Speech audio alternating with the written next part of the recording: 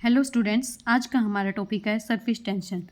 Surface tension is the energy और work required to increase the surface area of liquid due to intermolecular forces. Intermolecular forces की वजह से कितना surface area में increase आएगा liquid की, या फिर surface tension is a property of liquid and has tendency to contract. Surface tension liquid की ही एक प्रॉपर्टी है जिसकी टेंडेंसी होती है कॉन्ट्रैक्ट करने की, यानी ये सरफेस एरिया लिक्विड का कम कर देती है। सबसे मेन यही बात है सरफेस टेंशन की।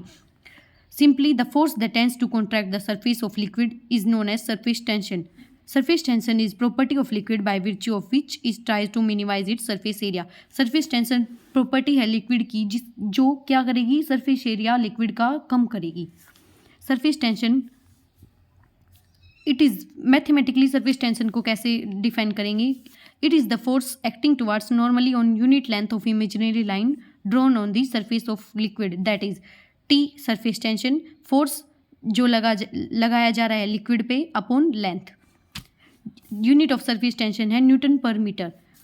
अब हम इसमें डायग्राम बना देंगे। एक बीकर है जिसमें लिक्विड है, ये लिक्विड की सरफेस है, यहाँ पे ऊपर एयर प्रेजेंट है, तो ये सरफेस का मॉलिक्यूल है जो सरफेस मॉलिक्यूल पुल्ड इनवर्ड, अंदर की तरफ सरफेस मॉलिक्यूल खींचा जाएगा, और जो बल्क मॉलिक्यूल है वो pulled from all direction, her direction से पुल किया जाएगा। और जो सरफेस मॉलिक्यूल है ना, उसकी एनर्जी ज़्यादा होती है बल्क मॉलिक्यूल के कंपैरिजन में।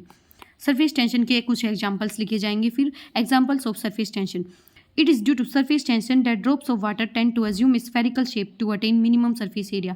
जो वाटर का जो ड्रॉपलेट होता है ना, वो स्फेरिकल शेप में होता है। किसकी वजह से? सरफेस टेंशन की वजह से। जैसे कोई पेड़ की लकड़ी है, उस पे जो ड्रॉपलेट्स हैं वाटर के वो स्फेरिकल हैं। वॉकिंग ऑन वाटर, जो स्मॉल इंसेक्ट्स होते हैं जैसे वाटर स्लाइडर है, वो वॉक कर सकता है वाटर पे, क्योंकि उसका जो वेट है ना वो पेनिट्रेट नहीं कर पाता है सरफेस को।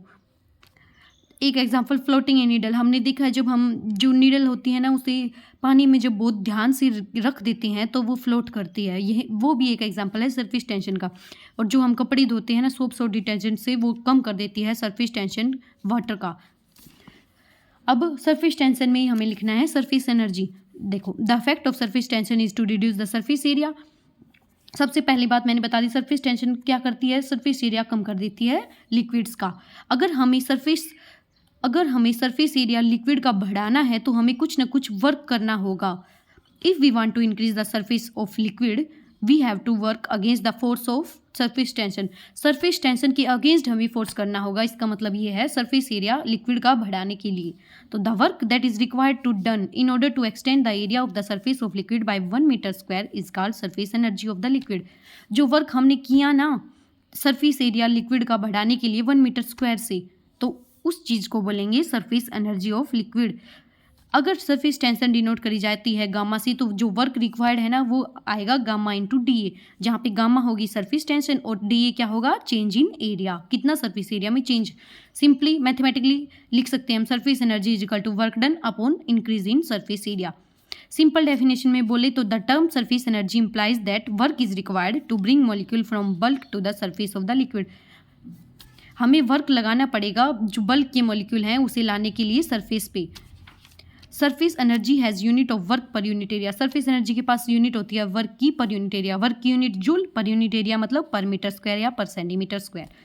Now the dimension of surface energy joule per metre square में be also put as, joule की जगह न्यूटन मीटर रख रखा है, मीटर इनवर्स का स्क्वायर, तो न्यूटन मीटर पर स्क्वायर से 1 मीटर कट जाएगा तो न्यूटन मीटर इनवर्स बचेगा, यानी न्यूटन पर मीटर बचेगा। जो क्या डायमेंशन है सरफेस टेंशन की, जो मैंने पहले बता दिया, unit of surface tension Newton पर मीटर है।